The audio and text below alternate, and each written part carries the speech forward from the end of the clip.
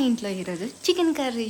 So chicken కర్రీని నేను ఎప్పుడైనా సరే ఫస్ట్ లెగ్ పీసెస్ని ఈ విధంగా మంచిగా ఉప్పు కారం మసాలా అంతా దండిగా పట్టించి ఈ విధంగా వేయించుకొని తర్వాత కర్రీ వేసేటప్పుడు ఇందులో కర్రీ చేసేటప్పుడు వీటిని అందులో వేసేసి దించేస్తాను. సో నాదైతే ఇదనమాట ప్రాసెస్. మీకు కావాలి అనుకుంటే ఈ ప్రాసెస్ అంతా కామెంట్ చేయండి కావాలి అనేసి, నెక్స్ట్ వ్లాగ్లో అయితే షూట్ చేస్తాను.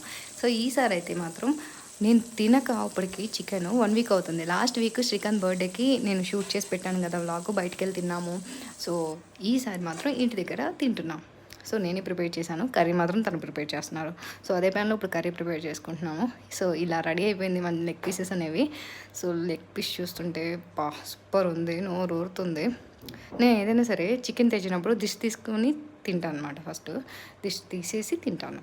సూపర్ ఉంది అసలు. సూపర్ అనే వర్డ్ అయితే సరిపోవట్లేదు దీనికి, అంత బాగుంది. సో నెక్స్ట్ వ్లాగ్లో అయితే చికెన్ కుర్మా ప్రిపేర్ చేస్తున్నాను.